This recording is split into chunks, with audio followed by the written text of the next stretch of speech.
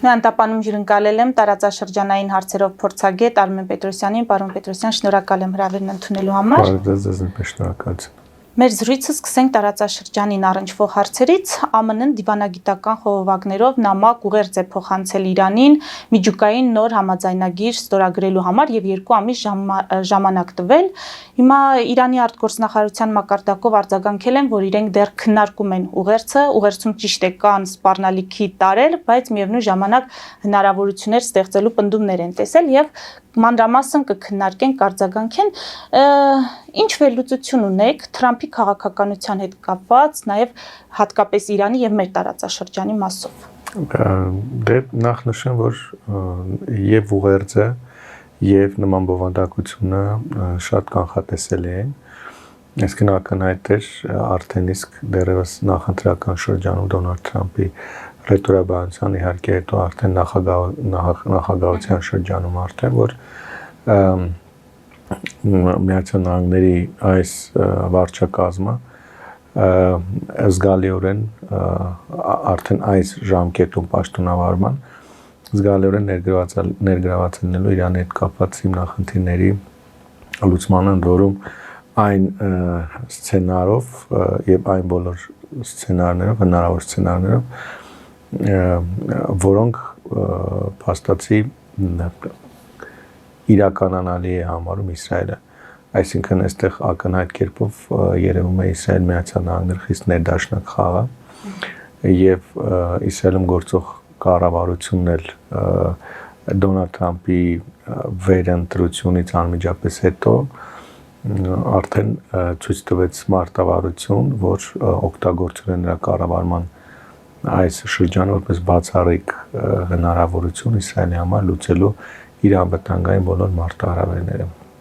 Իսկ այդ մարտահրավերներից առանցքային հիմնականում մնացել է Իրանից բխող մարտահրավերը, որտեղ մինչև այս վերջին 1.5 տարվա ընթացքում առնվազն Իսրայելը իր հարևանությամբ եղած խնդիրները զգալիորեն լուծել է դա եւ Պաղեստինյան տարբեր խմբավորումների դեմ գործողություններն են Գազայի հատվածում 2023 թվականի հոկտեմբերից սկսած եւ Լիբանանում Հիզբալլահի դեմ գործողությունները եւ Սիրիայում Բաշար al-Ասադի վարչակարգի տապալումը եւ այդտեղ եղած իրանամետ ուժերի փաստացի շարքից դուրս հանելը եւ այդպիսով բնականաբար հիմնական սպառնալիք եւ ուղիղ սպառնալիք որպես այդպիսի մնացել է Իրանը։ Հիմա Իրանի հետ գործ կամ Իրանի դեմ գործելու բնականաբար 2 սցենար կա։ Առաջինը դա դիվանագիտականը, երկրորդը արդեն ռազմական, այո։ Եվ հենց այդ դիվանագիտական սցենարի համատեքստումը, երբ որ Իրանին դիվանագիտական խողովակներով առաջարկ է արվում գնալ գործարքի։ Այդ գործարքի այսպես պարունակությունն էլ կամ այսպես ասենք բովանդակությունն էլ խիստ կանխատեսելի է արդեն մի քանի տարի այդ մասին դեռևս նախորդ կառավարման շրջանում Դոնալդ Թրամփը եւ նաեւ իսրայելական իշխանությունները բազմիցս նշել են առաջինը հրաժարվել միջուկային ծրագրից ընդհանրապես առաջին պահանջը դա է լինելու երկրորդ պահանջը սահմանափակել հերթերաշինությունը այսինքն որպեսզի Իրանում արտադրվող հերթերները ունենան սահմանափակ հեռահարություն եւ դրանք որևէ կերպ չսպառնեն Իսրայելի տարածքին։ Մյուսը եղած հերթերների վերացումը, արդեն իսկ արտադրված հերթերների վերացումը եւ չորրորդը տարածաշրջանում Իրանի հովանավորյալ տարբեր խմբավորումներին աջակցության դադարեցում։ Այսինքն պահանջները սրանք են լինելու։ Եթե Իրանը համաձայնում է, բնականաբար ստորագրում է նոր գործարք, որը արդեն իսկ ինչպես արդեն զգալիորեն թուլացնում է Իրանի ռազմավարական ներուժը տարածաշրջանում եւ բնականաբար այդ պետությանը դարձնում է տարածաշրջանային տերությունից սովորական տարածաշրջանային պետության։ Բայց ակնհայտ է, որ Իրանը չի գնալու, չի համաձայնելու, այսինքն եթե անգամ արտակոստել որևէ համաձայնություն, ուրեմն նշաններ տա Միացյալ Նահանգների բանակցելու գործընթացին, ապա դա ընդհանրապես ժամանակ ձգելու նպատակ է հետապնդելու, որտեղ այն խնդիրները, որոնք այս բան առաջ են քաշում Միացյալ Նահանգներն ու Իսրայելը, դրանք, ինչպես արդեն նշեցի, Իրանի համար կապիտուլյացիա նման ինչ-որ բան են, հա, առանց ուղիղ ռազմական միջամտության կապիտուլյացիա, որը հակված չեմ կարծելու, որ Իրանը կընդունի։ Իսկ եթե դիվանագիտական արդեն այս սցենարը չի գործում, բնականաբար օրակարգ է գալիս ռազմական եղանակով Իրանի հետ բոլոր խնդիրների լուծումը, որին եւս պատրաստ է Իսրայելը, այսինքն պատերազմում հարցերը լուծելն, ընդ որում այսպես ասեմ ձեզ, Իսրայելը շատ ավելի հակված է ռազմական սցենարին, բայց քանի որ այդ ռազմական սցենարը ինքնուրույն չի կարող առանց Միացյալ Նահանգների իրականացնել, որտեղ եթե չունի Միացյալ Նահանգների ներգրավվածությունն ու աջակցությունը Իսրայելին, ապա նման հնարավոր առճակատումը նաև շատ անկանխատեսելի հետևանքներ կարող ունենալ նաև Իսրայելի համար։ Հիմա բայց միևնույն ժամանակ բոլորն շատ լավ հասկանում են, որ ժամանակի եւ նյարդերի խաղ է ընթանալու, այսինքն Իրանը փորձել է ժամանակ ձգել, Իսրայելն էլ փորձել է այնպես անել, որ Իրանը չկարողանա ժամանակ ձգել եւ շատ արագ կերպով, եթե դիվանագիտական սցենարը չի աշխատում, համոզել Միացյալ Նահանգներին ռազմական թիրախային գործողություններ իրականացնել մի շարք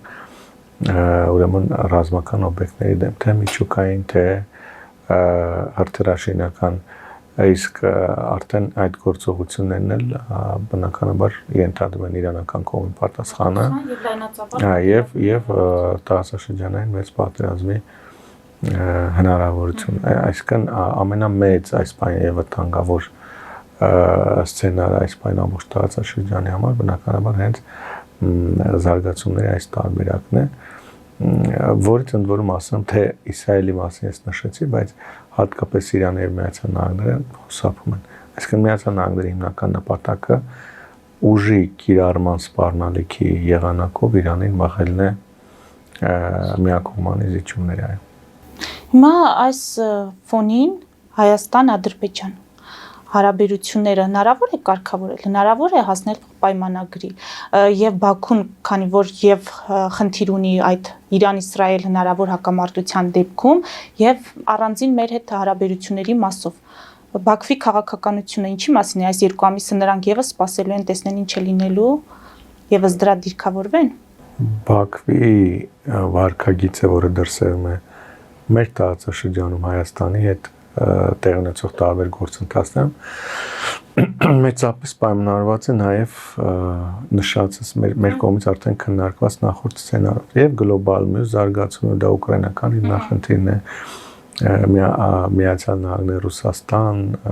Եվրամիություն Ռուսաստան, Միացյալ Նահանգներ Եվրամիություն, այսինքն այս բազմաշերտ հարաբերությունները եւ ամենակարևոր որ անմիջապես թե Հայաստանի, թե Ադրբեջանի սահմանին է այդ հնարավոր էսկալացիայի սցենարը։ Իսկ քանի որ մենք արդեն տեսնում ենք, որ Բաքուն փորձում է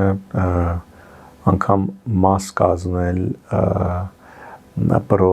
հակաիրանական այս դաշինքի, այսինքն Իսրայելի եւ Միացյալ Նահանգները, ընդ որում հենց ադրբեջանական կողմն է նման առաջարկներով հանդես եկել, արդեն մի քանի ամիս է Ադրբեջանը դիվանագիտական ահռելի ջանքեր է գործադրում Միացյալ Նահանգների եւ Իսրայելի հետ ինչ որ համագործակցային առանցք ձևավորելու ուղղությամբ, իսկ ակնհայտ է, որ գոնե Իսրայելի կողմից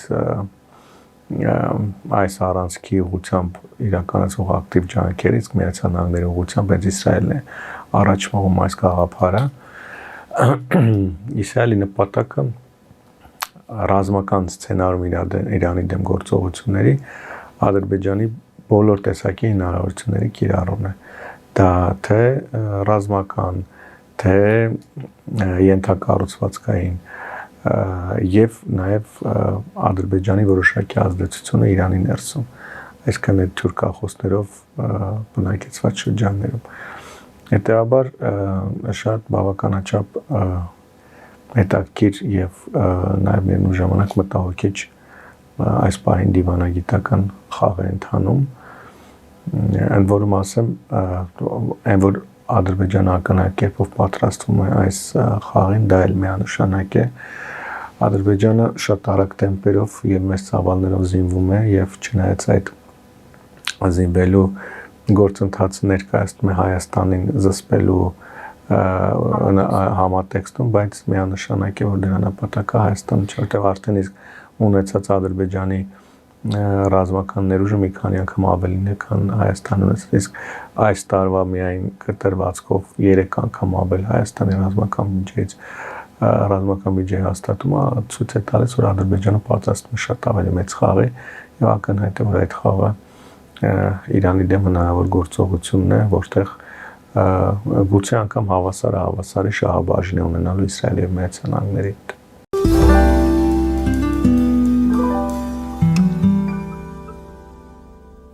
Jackpot հագուստի վաճառակենտրոնը վերաբացվել է Թահանգա քաղաքում։ Նոր տեսականի, նոր արժեքներով ու նոր զեղչերով։ Եվրոպական հագուստ եւ կոշկեղեն կանանց, տղամարդկանց եւ երեխաների համար։ Օծանելիք, ճամպրուկներ, պայուսակներ, գիշերանոցներ, գոտիներ եւ դրամապանակներ։ Մեծ ապրանքատեսականի, մեծ զեղչերով։ Համեցեք Jackpot Թահանգայում։ Հասցեն 7057 Foothill Boulevard։ Հեռախոս 818 813 2252։ Jackpot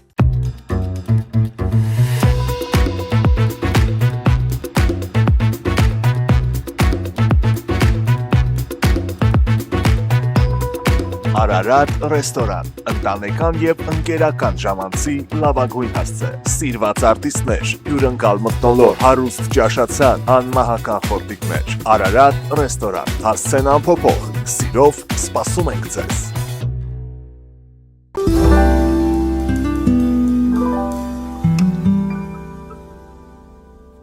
Այսինքն խնդիր է դրված Բաքվի համար այդ հակամարտության դեպքում կամ թեժ գործողությունների դեպքում միանգամից լուծել նաև Հայաստանի հարցը, թե Իրանի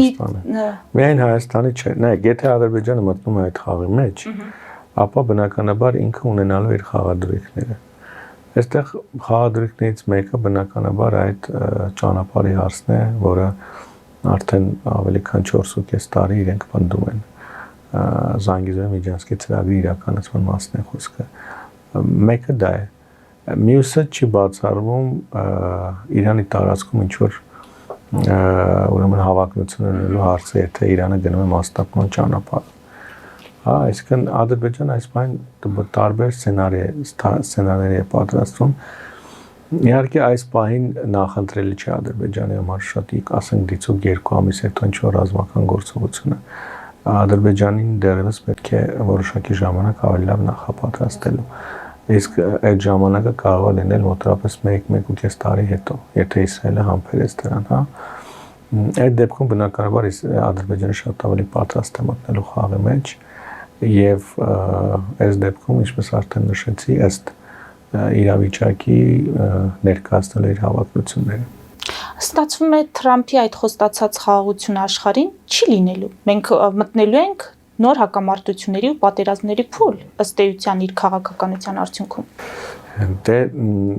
մենք խոսում ենք եւ իհարկե ամենամտահոգիչը հենց ռազմական սցենարը, մենք ավելի շատ քննարկում ենք այս սցենարը, բայց մենք գործ ենք ունենալու ակտիվ քաղաքական դիվանագիտական զարգացումների հետ եւ տարբեր այսպես հավասարումների փոփոխությունը իհարկե բացառված չէ, որ Իրանը կհամաձայնի, ինչպես արդեն նշեցի, ժամանակ ձգելու նպատակով որոշակի բանակցային շրջափուլի։ Հետո բազմաթիվ խնդիրներ այլ ուրեմն անցյալ կարող են առաջանալ եւ բանը անգամ ռազմական լուծման չհասնի, այնպես որ այն եղանակը, որի մասին որ մենք խոսում ենք, դա հիպոթետիկ կանխատեսելի սցենարներից մեկն է։ Բայց Թրամփի խաղաղությունը, տեսեք, դա եւս, այսինքն այն ինչ որ ծրագրում է Իրանի դեմ, դա եւս ներկայացում որպես խաղաղություն, այսինքն երկարաժամկետ խաղաղություն։ Այսինքն եթե չկա Իրանից այլևս սպառնալիք, ապա Մերձավոր Արևելքում լինելու է հարատև խաղաղություն։ Եթե չկա Իսրայելի հարևանությամբ Համասի ներկայություն, Համասից սպառնալիք, ապա Իսրայելը հարատև լինելու է անվտանգ։ Եթե Եմենի հութիների կողմից չկա այլևս ուրեմն ակտիվություն, այսինքն ռազմական ուժի կիրառմամբ նաև այդ խնդիրն է լուծվում, ուրեմն այլևս այդ մերձավարքի ծովային ճանապարհները դառնում են անվտանգ։ Նույն նաև Ուկրաինայի պարագայում եւ այլ անգամ գուցե մեր տարածաշրջանի պարագայում։ Այսինքն Թրամփը խոսում է երկարաժամկետ խաղաղության հնարավորության մասին։ Իսկ դրան հասնելու մի քանի եղանակ կա եւ դիվանագիտությունը եւ սահմանափակ ուժի կիրառումը։ Իրան-Իսրայել այդ հնարավոր հակամարտության դեպքում կամ պատերազմի դեպքում արդյոք Թուրքիայի եւ Ադրբեջանի շահերը նույնական են։ Տեսեք, առաջին հայացքից գուցե կա շահերի ուրեմն տարբերություն, բայց վերջնանպատակը, վերջնարդյունքը ինչպիսին էլ դա լինի, միանշանակ բխել է երկուսի շահերից էլ։ Իհարկե մի կողմից որևէ կերպ Թուրքիայի շահերից չի բխում Իսրայելի նման ուժեղացումը տարածաշրջանում եւ նման անկառավարելի վարկագիծը փաստացի Իսրայելը անում է այն տարածաշրջանում, ինչ ցանկանում է։ Իսկ դա ոչ միայն Թուրքիան, որում տարածաշրջանի որևէ պետության շահերից չի բխում, բայց միևնույն ժամանակ եթե նայենք վերջնարդյունքը, որով մեծ հաշվով թուլանալու է Իրանը, այստեղ արդեն երկու երկրներ ունեն ընդհանուր շահ, որտեղ թույլ Իրանը նշանակում է տարածաշրջանում Թուրքիայի ավելի մեծ ազդեցություն։ Թույլ Իրանը նշանակում է Թուրքիայի եւ Ադրբեջանի կողմից ազդեցության ավելի մեծացում Իրանի հյուսիս-արևմուտքում։ Թույլ Իրանը նշանակում է նաեւ հարավային Կովկասում Թուրքիայի դերի ել ավելի մեծացում, Ադրբեջանի դերի ել ավելի մեծացում։ Այնպես որ առաջին հայացքից գուցե թե լինեն որոշ եւ Թուրքիան բնականաբար որպես այս բան տարածաշրջանում ավելի ազդեցիկ պետություն, Թուրքիայի պատասխանատվությունը ավելի մեծ է տարածաշրջանում կայունության եւ անվտանգության ապահովման հարցում եւ բնական է, որ նա առաջին հայացքից գործելու է Իրանի դեմ որևէ ռազմական գործողության դեմ, որտեղ կրկնում Թուրքիայի պատասխանատվությունը ավելի մեծ է տարածաշրջանում, բայց եթե անգամ այս ուղեգիծը ձախողվի, այսինքն հնարավոր չլինի կանխել պատերազմը, ապա վստահ եղեք, որ միանշանակ ցանկացած վերջնարդյունքի դեպքում Թուրքիան շատ եթե անգամ Իրանն էլ կարողանա հաջողել Իսրայելի եւ Միացյալ Նահանգների դեմ, որը այդքան էլ կանխատեսելի սցենար չէ, բայց նաեւ սցենար է, այս դեպքում եւս բոլորն է թույլատրած են դուրս գալու եւ հենց Թուրքիան է շահելու եւ ավելի այսպես թե իր միջնորդական դերակատարմամբ եւ թե որպես ավելի արդեն նաեւ ակնհայտ ներուժով թե ռազմական քաղաքական դիվանագիտական ավելի մեծ ազդեցիկ դերակատարում ունենալու տարածաշրջանում։ Հիմա Հայաստանը ինչպես է դիրքավորվում այս իրադարձությունների ֆոնին։ Ձեր համար Հայաստանի կողմից կամ Հայաստանի իշխանության կողմից վարվող քաղաքականությունը հասկանալի է,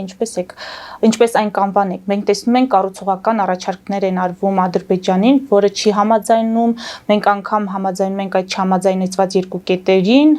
ընդունելով Բաքվի պահանջները, բայց Բաքվից ապակառուցողական քաղաքականություն է վարվում։ Հիմա Հայաստանը ինչ հաշվարկներ է արել, ում հետ է հույս կապել նաև Թուրքիայի դերակատարությունը։ Ես բազմիցս նշել եմ, որ եթե անգամ դեռս կես տարի առաջ, երբ որ այս երկու կետերն են մնացել, այսպես ասեմ, դեռս անցյալ տարվա սեպտեմբեր-օկտեմբերից այս երկու վերջին կետերն են մնացել։